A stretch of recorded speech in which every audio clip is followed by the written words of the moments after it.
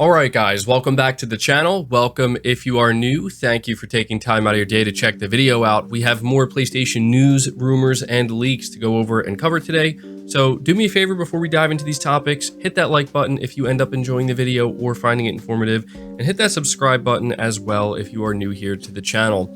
We're starting here with a pretty significant update to the long-rumored Metal Gear Solid Remake, and it's coming from one of the most credible sources in the industry. So if we head over to Insider Gaming, we have a report that was written up by Tom Henderson. The title reads, Metal Gear Solid 3 Snake Eater Remake isn't a PlayStation exclusive. Continues by saying Insider Gaming sources have revealed that the Metal Gear Solid 3 Snake Eater Remake will not be a PlayStation exclusive despite the rumors online. The MGS3 Snake Eater Remake is arguably one of Konami's worst kept secrets, with it being understood that the announcement will be made at the PlayStation Showcase as a teaser, not a full gameplay trailer. The PlayStation Showcase is happening on May 24th. Insider Gaming sources have revealed that Metal Gear Solid 3 Snake Eater Remake will release for the PlayStation 5, Xbox Series XS, and Steam. It's currently unclear if the PlayStation version has some form of exclusive rights with its marketing or potential DLC. So yeah, this is quite a surprising piece of information that we're getting, just a couple of days before the PlayStation Showcase, and I 100% believe it because of the source. Again, Tom Henderson, he's one of the most reliable sources within the industry, and I don't think he would reveal this information if he wasn't pretty sure of it. Now, something I do want to point out here is he mentions that the trailer we're going to get is actually a teaser and not a full gameplay trailer. Now, this insinuates that maybe somehow, some way, he's actually seen this trailer already, but he doesn't explicitly state that. And so even though we are getting confirmation that this long rumored Metal Gear Solid Remake is not going to be a PlayStation 5 exclusive, we are getting confirmation that it is in fact going to show up at the PlayStation Showcase in some way, and obviously I'm incredibly excited about that. I'm not too hung up on the exclusivity thing. I've always said that if Sony was able to lock down a Metal Gear Solid Remake as a PlayStation 5 exclusive, that would be a very big get for Sony. That would be a pretty good game to be able to market alongside the PS5 as a reason to incentivize people to go out and buy a PS5. But I also can't help but think it's actually kind of cool that it's not exclusive, because the reality is now more people are going to be able to play this remake, and I have to imagine that by this point in time, because it's been so long since we've gotten a proper Metal Gear game, and certainly since Metal Gear Solid 3 Snake Eater has released, I have to imagine quite a few people are going to be coming into the franchise brand new to it. And so, yeah, the idea that Konami would want to try to have the widest possible reach, it makes sense. I will say that it is fascinating to me that Sony struck a deal with Silent Hill 2 Remake to make that game a timed PS5 exclusive, but they seemingly weren't able to get that same deal to happen with Metal Gear. It's, did Sony try? Probably, but maybe Konami just thought, what, Metal Gear's a little too big. We want to make sure we can get it out there everywhere. But either way, it's going to show up. Now, I want to say one last thing here, and this is just pure speculation on my part. As he says in the article, this is going to be a teaser trailer and not a full-blown gameplay trailer.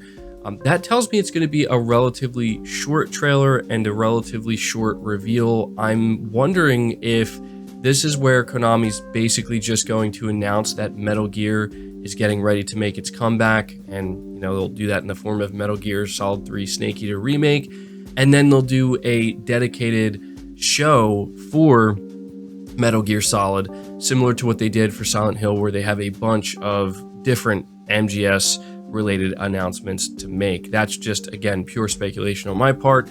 But there you go. That's the latest report we have on Metal Gear Solid. So let me know your thoughts down below. I will definitely be interested to see what you guys have to say about this. Moving on to the next topic. This one is very significant and it's being underreported. I think the reason for that right now is because everybody is focused on the showcase that's about to happen. But I have a report from The Gamer. It says Sony is reportedly gearing up for more acquisitions. It looks like the console wars are getting even more expensive, where once Sega and Nintendo battled it out for supremacy for the valuable space in front of the TV, nowadays the competition can be across multiple platforms and even up in the clouds, and with ever-growing consolidation as giant game companies gobble up smaller ones, no one wants to be left behind. The Financial Times reports that Sony is looking to get even more serious with mergers and acquisitions. At a news conference, Sony's president Hiroki Totoki said that the company could spin off its financial arm in order to ramp up its investment capabilities. Quote, "In order to expand our growth over the medium to long term, we will need the ability to invest in image sensors and the entertainment business at a completely new level," end quote.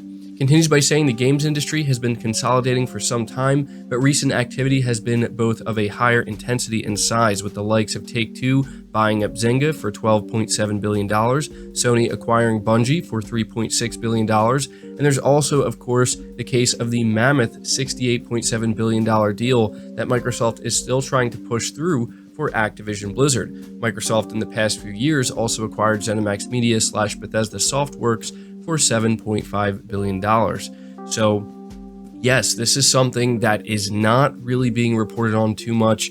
It's worth noting that if my understanding is correct here, it seems that the amount of money Sony will be putting out there for acquisitions is a little bit over $8 billion.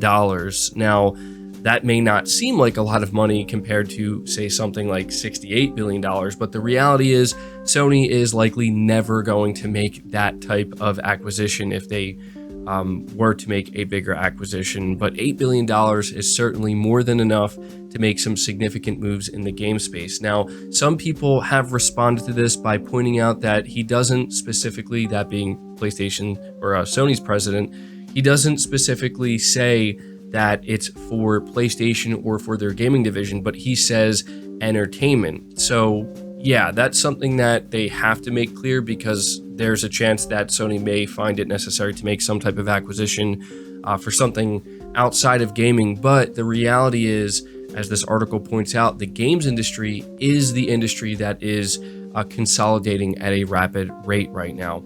In my opinion, to me, it's clear that Sony is preparing to do in the medium to long term, as they put it, what might be necessary, and that is make a relatively large acquisition, potentially an acquisition of a publisher. It's not a coincidence that Sony is announcing something like this and making it known that they plan to raise more funds for acquisitions and mergers during a time when, we see their biggest competitor, that being Microsoft, not buy one, but now two major publishers, first with Bethesda and then with Activision.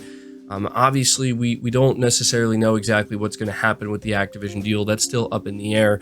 But this is where you can clearly see that regardless of the outcome, Sony wants to be prepared to be able to make some significant moves of their own, again, if they deem it necessary. So this isn't necessarily something we're going to see happen like immediately, but make no mistake that if you are reading between the lines here, Sony's president is just simply making it clear that we are going to set a significant amount of money aside, so that way, if we have to make some big acquisitions of our own to secure our future in the video game industry, we will be able to do that. The last thing Sony wants to have happen is to be caught off guard and to be put in a situation where, there maybe is a publisher that wants to be acquired, and that publisher would actually be a perfect fit for Sony, but they just, they don't have the funds necessarily right there in that exact moment, and somebody else ends up getting them. Again, if my read on this is correct, this is just going to ensure that at any moment, if there's a deal to be made and it makes strategic sense for Sony to make that deal, they'll be able to do it as long as it's within their their range here. So there you go. I wanted to be sure to cover that before the showcase happens, because obviously something like this is going to get completely lost in the fray once the showcase kicks off. And so there you go. We have a significant update on the MGS remake and a significant update on Sony gearing up for more acquisitions. At this point, I want you to leave your thoughts down in the comments below. I'll be interested to see what you guys have to say. Again, leave the video a like if you enjoyed it or found it informative. Subscribe if you're new. Hit the bell notification icon and feel free to share this video out on top of all that. But until next time, guys, take care.